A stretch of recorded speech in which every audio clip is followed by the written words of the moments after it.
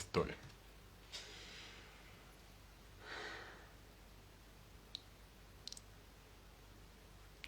Amy!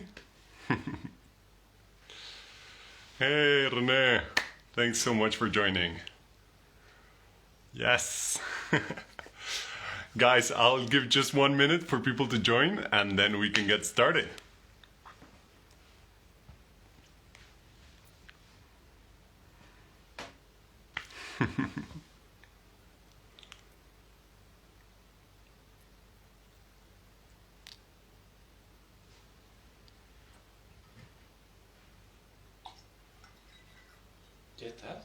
Ja.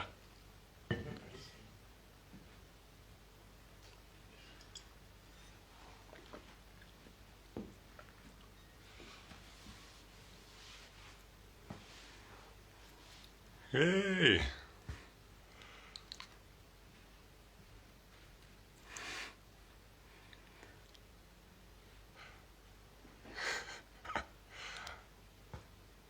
Perfect. So,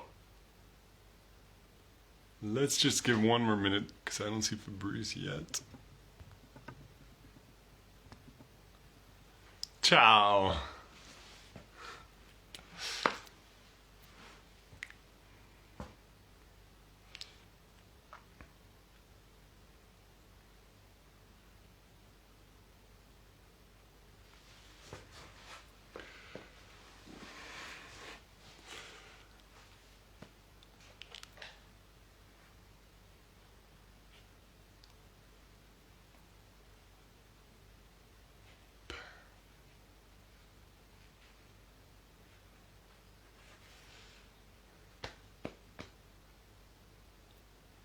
Just few more seconds for people to join.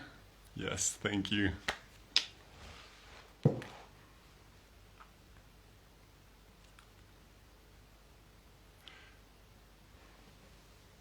See if he's already here. No. Okay.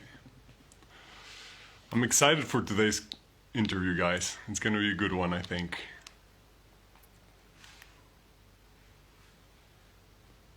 If we have our guest joining, hopefully.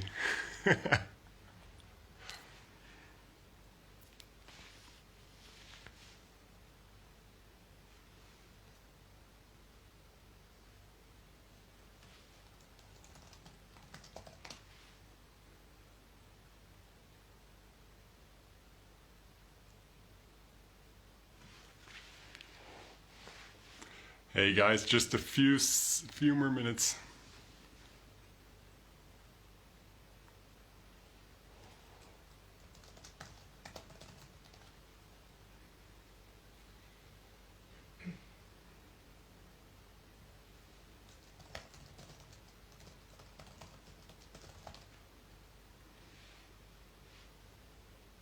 There we are. Okay.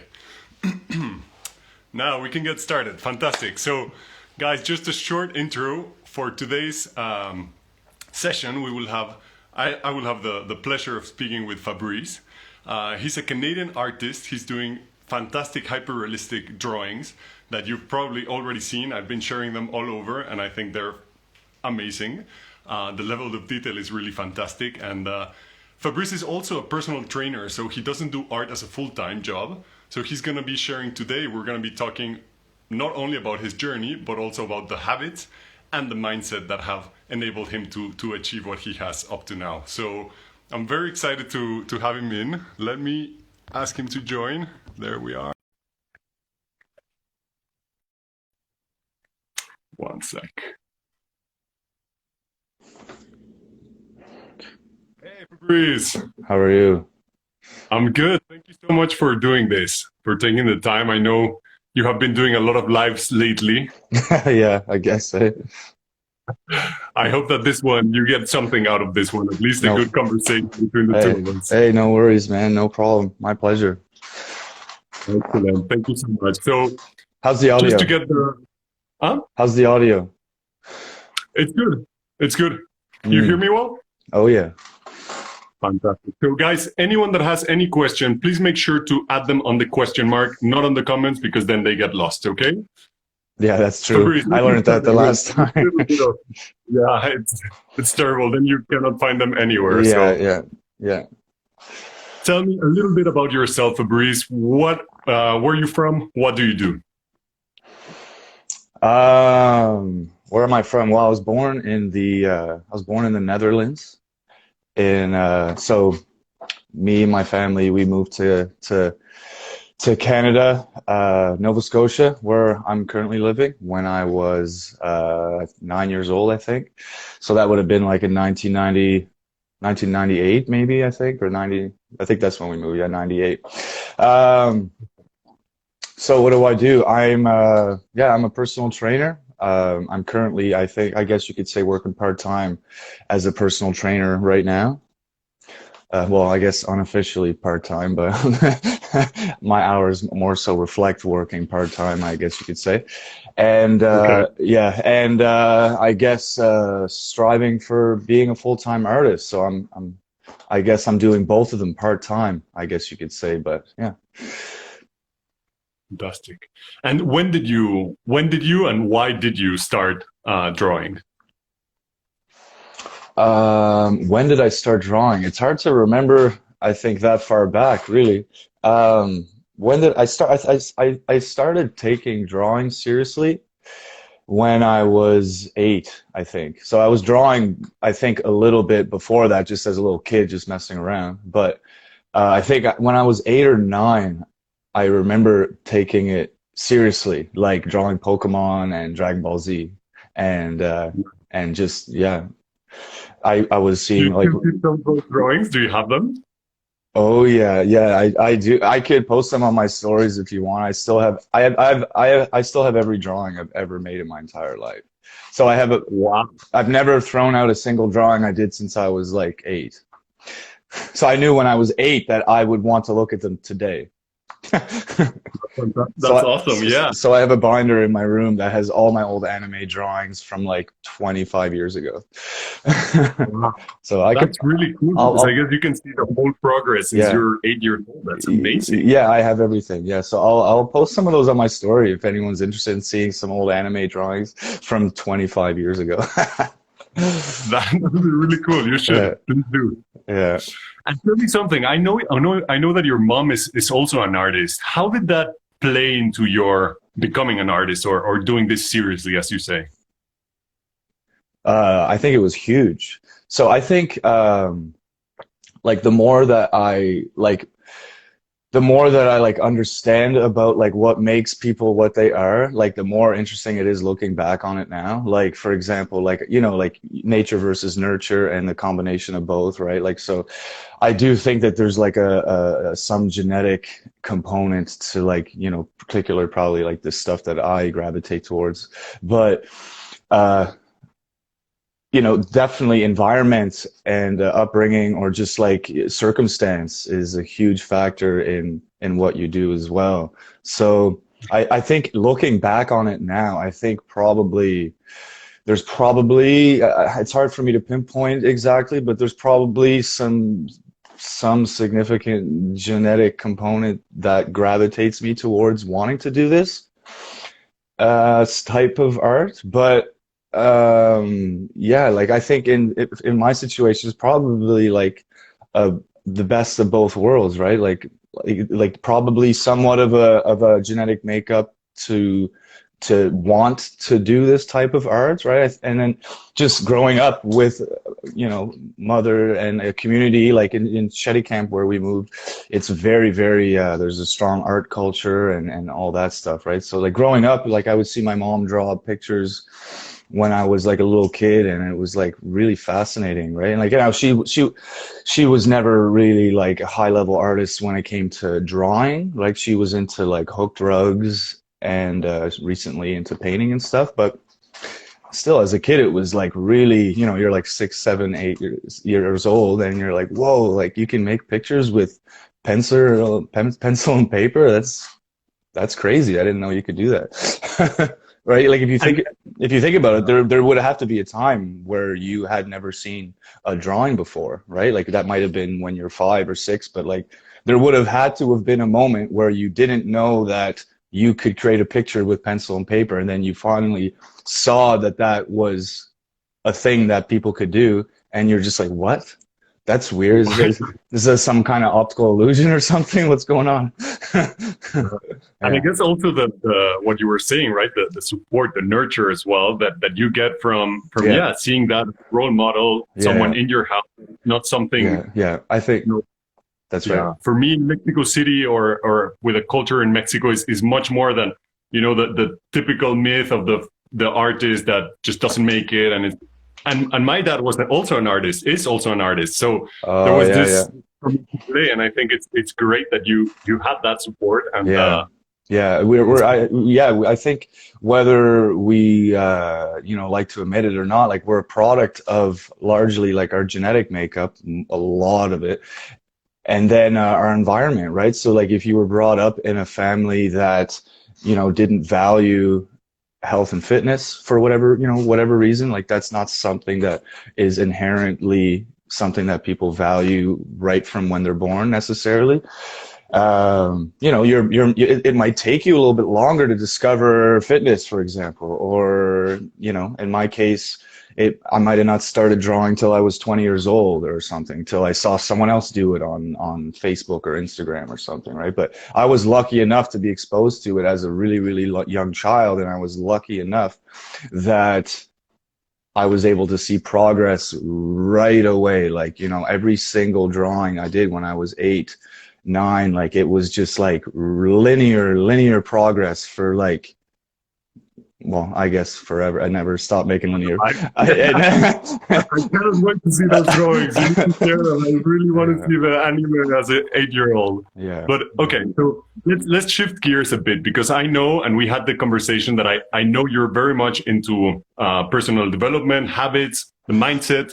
So let's talk a little bit about that, because I'm also very passionate about it, and I think it's so crucial for artists to understand what mindset is helpful for them. So can you tell us a little bit about this? What is the right mindset, or what's the one that you find the most enabling for creating? For creating, well, like, I guess first you have to be someone that's interested in that, right? Like it's not not necessarily something that like everyone cares about, right? Like Jordan Peterson talks about this, like people that are high trade openness tend to be very, very artistic, or like people that are artistic and entrepreneurs and all that tend to be high trait openness. So it tends to be a temperament thing, I think, a lot of the time. Like a lot of people don't have that drive to create in that sense. And then that's totally fine. That's not something that lines in line with their temperament per se.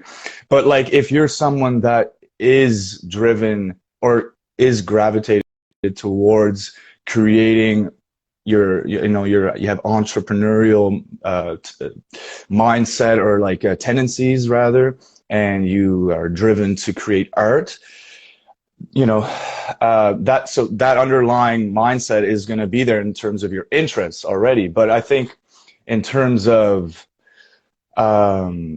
excelling then at that, right? Like that's gonna first come down to like you're having the interest in the first place, right? I think honestly that takes care of a lot of it. Is like I'd like to say that like in terms of the art, like my whole life I had like this proper mindset with drawing. Really, the only thing it came down to, and I've argued this since I was a little kid, was the only thing that I think made me want to do it and keep getting better was that I was interested in it. And I saw meaning in drawing, which again, this is something Jordan Peterson it talks about with meaning. Meaning is something that reveals itself to us, and it's an inherent instinct that we have, right? We sense when something is meaningful and when it's not. This is what you experience when you're watching YouTube videos for too long and you're like, I don't feel good about this, right? Like, it feels good in the moment, but like I don't feel good about this, right? Like this is not meaningful per se, right? And when you do something that's meaningful, like you just know it, you feel it, right? So he argues that this is an innate instinct that all humans have, is the sense to sense meaning in things, right? So kind of going off on a tangent there, but I No, think, no, yeah, I think basically that is, yeah, that was it. Like I just saw meaning in it and I enjoyed it and I saw it as valuable.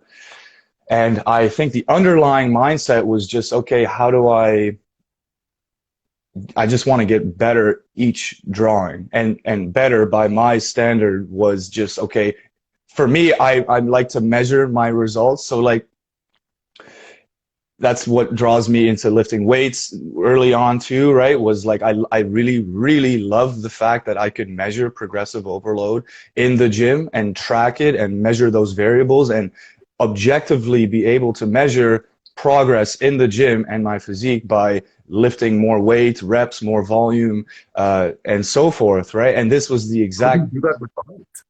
well, the variable was how real does it look? Okay. That was it. That was it. So it is a subjective variable. It's not objective, but like I can use that subjective appearance of it as an objective measure. So Okay. this drawing is looking more accurate to the reference picture than my last one did. Oh, Okay. I'm on the right path. You're definitely on the right path, Yeah, man. but that's what I taught. That's what I would tell myself when I was very, very young, and all up until now, right? And I still use this this measurement, I guess you could say, as a way to track my progress. My goal still today is just progress. That's the only reason I do this, is to make the next one better than my previous one. Like I don't really care about anything else when it comes to drawing. Right. And there was a question coming from the audience actually in my story that was asking, so what comes next when you get to the level where it's just perfect, it's just the exact reflection of the image, what comes next, or what's the next step for hyperrealism? It's a good question.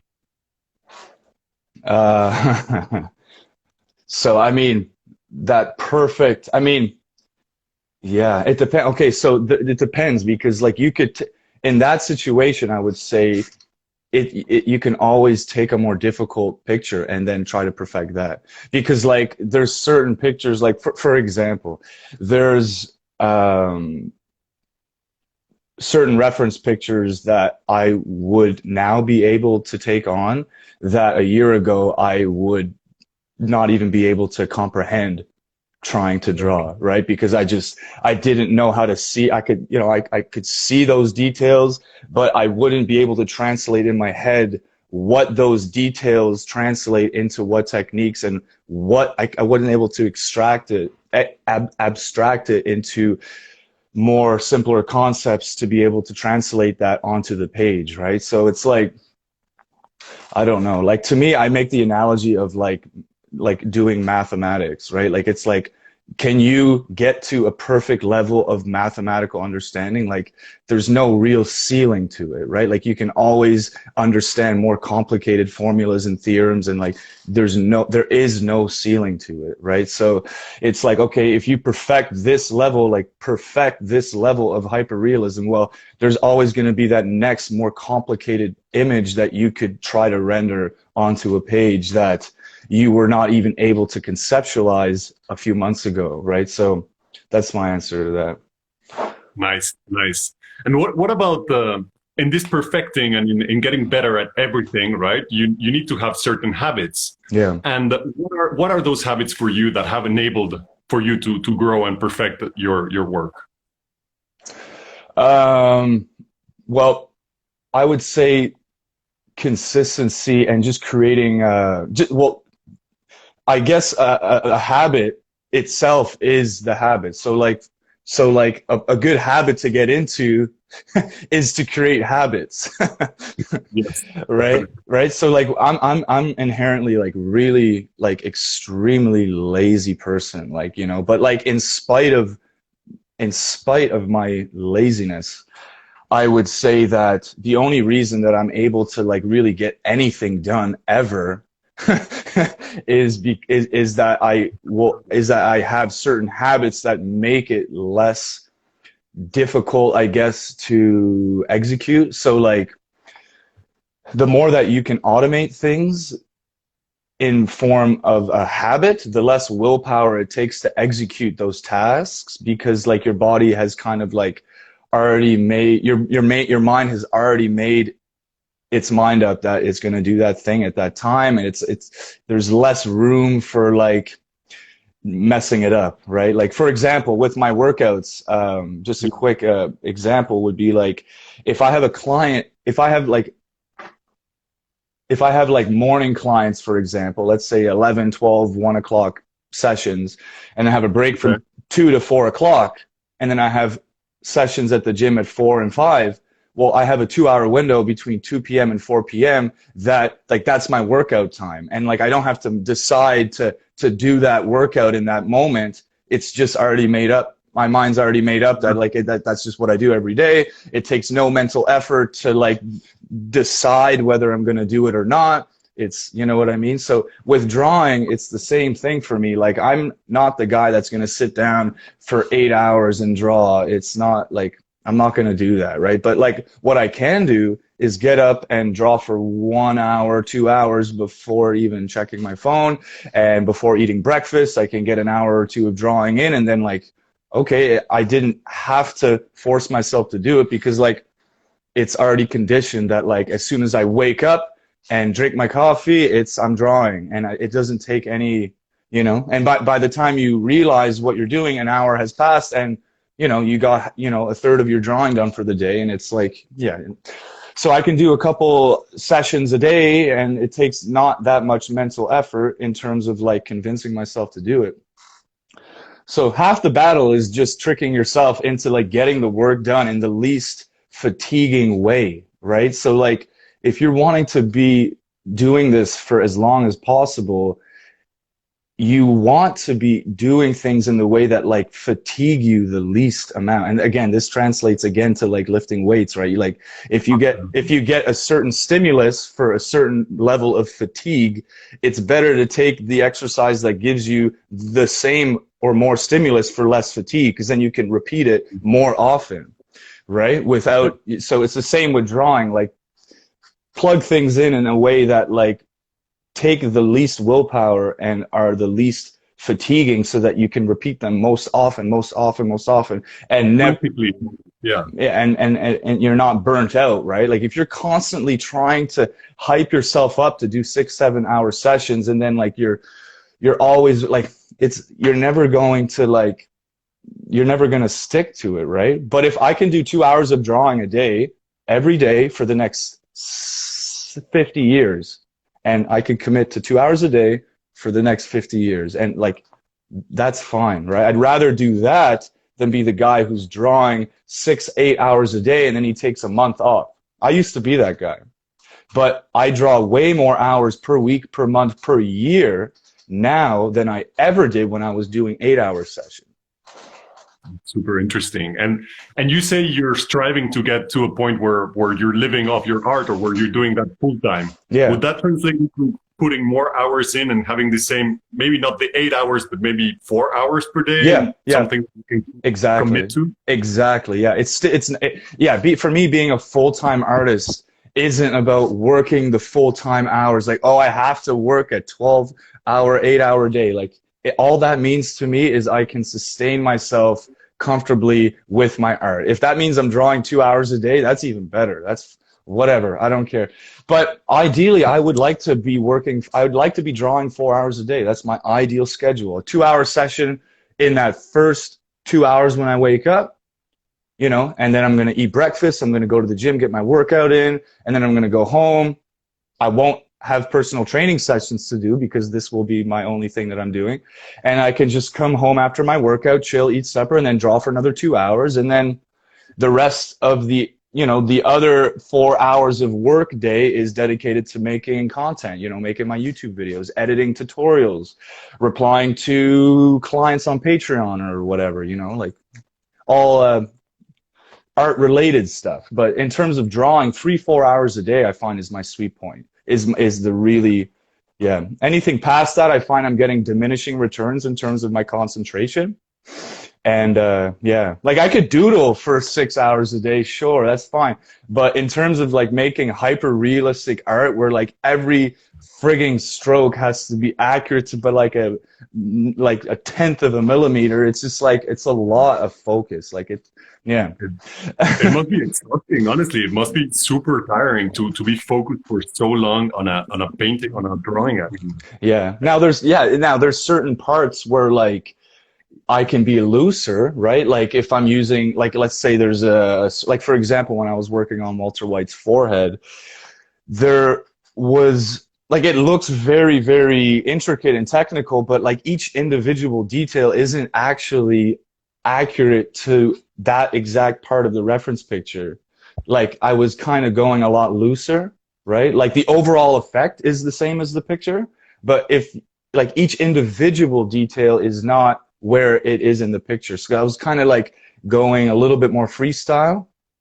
And in that situation, I was able to get 3-4 hours a day with almost no, like very little mental effort. Because it's just like, yeah, I'm not like stressed about making it as perfect to the reference picture. Yeah.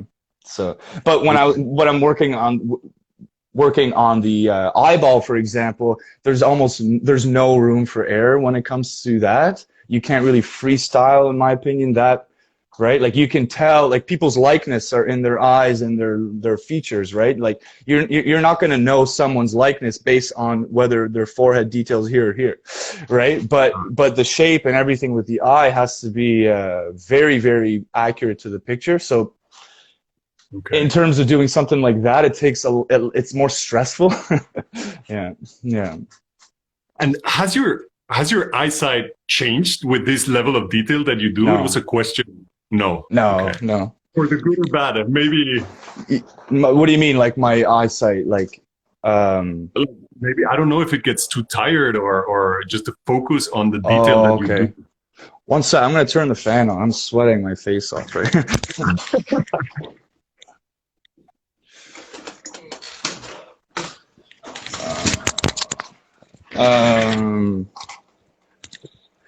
Yeah, honestly, it's funny because like there's been times where like for example, when I was drawing, oh, I see a question pop up. Sweet.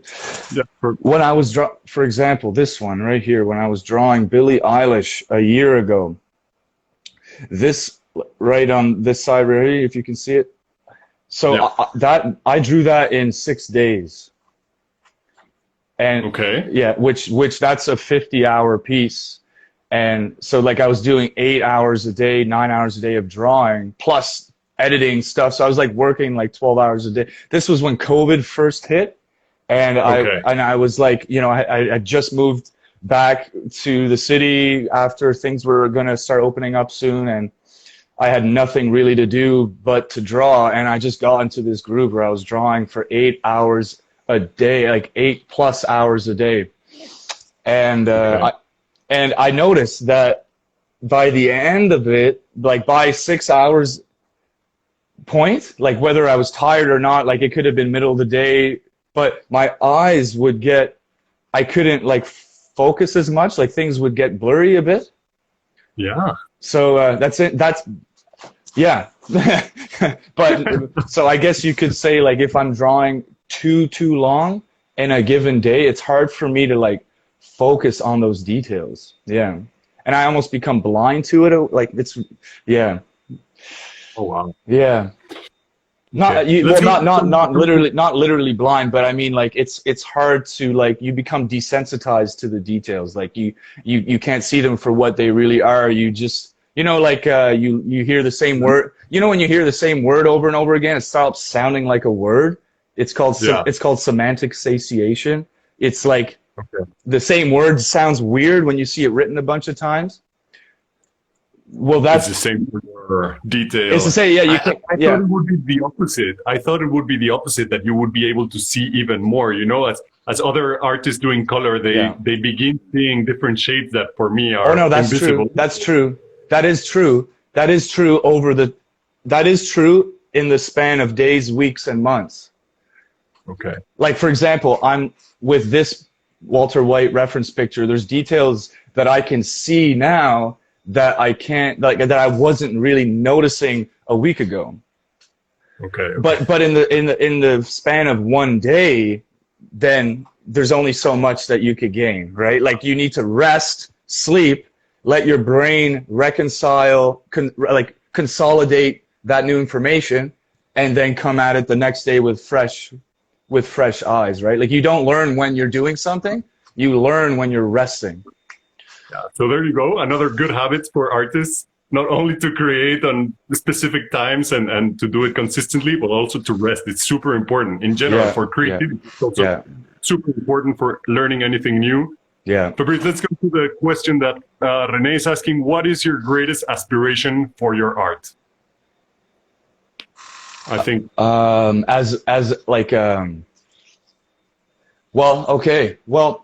you mean like in terms of skill level, or like as an art career, or I would just an art career, what would be your aspiration, your goal as an artist? Because I understand that what you achieve on the more perfect representation or rendering, but what about for your career in general? Okay. Well, honestly, for me, it comes down to like, I just want to be able to do this every day is really like a gift, right? So like, it's just a friggin' gift, right? Like, to be able to even do this on a daily basis, that I'm not like pulled in a million other directions, that I actually am able to sit down and do this, let alone like be able to do it and have the skill to do it, but like actually have the privilege of doing it. Like, that's a gift.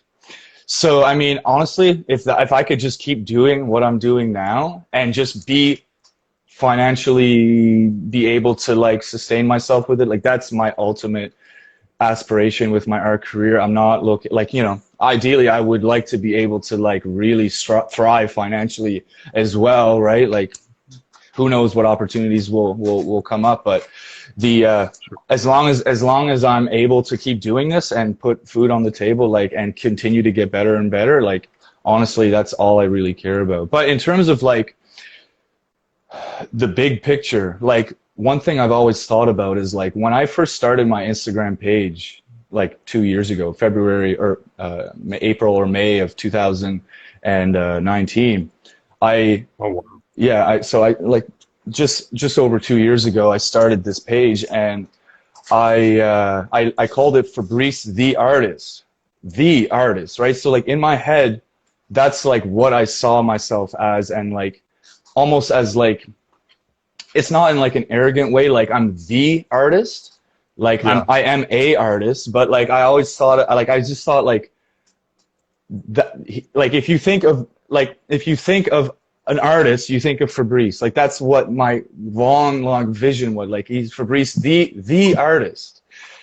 So I guess in terms of like, taking it back a little bit, I wanted to, something that I've recently thought about is like, how cool it would be just to like be able to influence, like, not just for me getting better and better and better with each drawing, but like something that I could affect, thousands and thousands and thousands of like younger artists, like trying to come up and to be, to actually be able to see like, okay, well, here's this guy who is self-taught, and he didn't have, he had good conditions and good, environment to get better and all that stuff, but there was nothing special about him that he had, like, classical training or anything. And with 20 years of practice, he was able to get to a certain level, and maybe I can do it too, right? So yeah, I guess, and doing this, the lives, sharing your story, sharing with people all your journey, sharing your anime pictures from when you were 8 years old. It's a way of showing that progress, and of inspiring and motivating so many young artists. They can be even 60 years old and still be young artists, right? Yeah. Well, that's the thing. That's the thing with art, is like, it's like, if you can really continue, I think, in my opinion, to get better at it forever, right? There's no physical real limitation, I don't think, right? Like, really, you could pick it up as an 18-year-old, 20-year-old, 30-year-old, and like you know, if you're willing to put the time in, you eventually will get to whatever level you would want to get to. But yeah, I just thought it would be cool, you know, if as I gain a little bit more, I guess, of a following or popularity, I guess you could call it, and I continue to develop my skills, that I can inspire, you know, this whole new, I guess, generation of people to become better than they ever thought that they could get. Like for me, when I first saw like Kelvin Okafor's drawings, to me that was like indistinguishable from like magic to me when I first saw it like 4 years ago. Like I had no concept that could even be possible, but like now I kind of see how he does it, but but You know the magic behind. yeah, like I'm the veil of magic is slowly lifting itself off of his art as I'm growing as an artist. Like I can notice every few months that like, wow, like, damn, okay, I remember not knowing what the hell this was, but now I can like see it for what it is. Like, you know, it's like I'm learning new concepts. Anyway, if I could do that for other people, that would be amazing. And talking about that, I think something that is very inspiring is to hear the people that you admire talk about their challenges and the lessons that they went through. Yeah. So what would be one of your big challenges that you have endured through your artistic career? And we can read your brain. Challenges as an artist, or like challenges in like individual art pieces, or like as an artist, I would say in your career, for other people that maybe go through that or that are not feeling confident at the moment, get this. Yeah, I mean, honestly, like I'm still figuring a lot of that out, like, you know, because like honestly, like a lot of people see me as like this, you know, professional artist, you know, really high level, whatever, but I'm new to this too. So like I don't, like, yeah, I've been drawing my whole life, sure, but like in terms of like being a professional artist or like making it as an artist, like I have not made it yet, and I'm still learning. I'm still learning that. I'm on the path just like anyone else is, right? So I mean, I'm lucky enough that I started really young, so like in terms of like the skill level, I've had the time to develop it. But like in terms of like being an artist, so to speak, like I'm like, people ask me like, what can I do for this or that? How can I don't know. I'm just figuring it out myself right now. So I mean, my biggest challenge, honestly, as an artist, has been just overcoming my inherent laziness, really, and just developing proper habits to yeah, actually sticking to it. And yeah. Well, Okay. actually, one thing just came to mind. My biggest challenge as an artist, yeah, would be that. It would be like, I've only really been serious with it since I started my Instagram page. Like my biggest challenge my whole life has been like, I was that guy drawing for 8 hours a day for 2 days and then not touch anything for 2 months or a year, or 3 years was the longest I went without drawing. And the end of those 3 years was the moment I decided to start my page and start again. So Nice. my biggest challenge is not being consistent, but that's where those habits come in. And Fantastic. yeah. Yes. Let's do one last question from the audience, and then we'll have to call it a day with one last question from me. So, what do you do when you have a creative block, barriers in inspiration? What do you recommend doing? Do you have a creative block? Depends what you mean by creative block, right? Like for me, I don't really, like to me, I think creative blocks, I don't think it exist. Like I don't think that exists. I think that that's an excuse to just be lazy, in my opinion. Like in my opinion, right? But it depends what you mean by creative block. Like if you're someone that like creates things from scratch, or you're like a writer, or you make things up from your imagination, like I'm sure that there are times where new ideas aren't necessarily coming to you, but I still think that this is just an excuse to not do it. I think if, like, for example, action does not supersede the idea when you're doing the work. you have to sit down and then they will come to you, right? Like, Yes. like this is something that like Joe Rogan talks about when he's writing his stand-up comedy. And he's like, it's not that like he doesn't have an idea. Oh, I have an idea and then I start writing. No, that's not what happens. It's absolutely 100% the opposite of that. It's, I have no ideas, therefore I am going to sit down and write until something happens, and then that's just the way it works. So like you don't, it's almost like when you sit down to work, that's when you turn on your like your receptors and your antenna to the ideas. It's not until you sit down to do the work that the ideas come to you. So I think the idea of, you know, writer's block or creative block, I think that's all bullshit. I think it's an excuse to be lazy in a way. And this comes down to the habits that we talked about before. There's no creative block if you've accepted the fact that you're going to draw at this time and 2 hours a day. What creative block can you have if you've already made up that your mind that it's in your schedule? Yeah. There's no show up to the page. Show up to the page is what I heard Steven Pressfield say. Just show up and that's it. Yeah. Sit down and do the work, and it will come. Motivation ensues. Yeah. Work and action. So, and one more thing about that is like there are times that I sit down for 1 or 2 hours at my drawing and almost nothing gets done, and I could call that creative block, but I don't care about that. Like the only thing that I value is like, okay, did I sit down for 1 or 2 hours and try to do something and like do my best? And like if I got the hours in, it doesn't matter what I necessarily got done, and unless I'm just texting the whole time. But like if I was if I was legitimately like working for those time, and whatever gets done, right? Because I know that if I plug into the schedule, plug into the system, plug into the schedule, the rest will take care of itself, right? Like people are too focused, I think, on the outcome and the final result, when the only thing really that matters is the task at hand and sticking to the schedule. I know that this piece is going to take 100, 150 hours. I can't think about the final thing. I just can only think about, okay, did I draw for 2 hours today? Yes. Great. No? Okay. Back at it tomorrow. You know, that's the only thing you can control is the task at hand today, and the rest will take care of itself. Showing up to the page. Fantastic. So exactly, yeah. Just to close, because we're running out of time. Okay.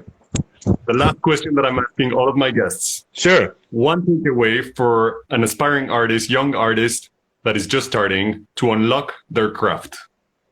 One takeaway to unlock their craft. Unlock their craft. I guess what do you mean, I guess, by unlock your craft? It sounds really cool, but what does that mean? Sounds cool. Well, it's doing exactly this, getting and showing up to the page and doing the work that is needed to get to the level where you are. Okay. I think it depends on what stage. Did you say like a beginner? Like, yeah, beginner. Beginner to me. Yeah. I think, honestly, for me, and this is true, I think for almost any endeavor that you really want to excel at, is the most important thing that you can try to do for whatever it is you're trying to excel at is you have to develop a real passion for it. And the rest will take care of itself, in my opinion. So this could take years. Like passion is not something that, like motivation is very short term. Inspiration is the most short term. Motivation is almost as short term.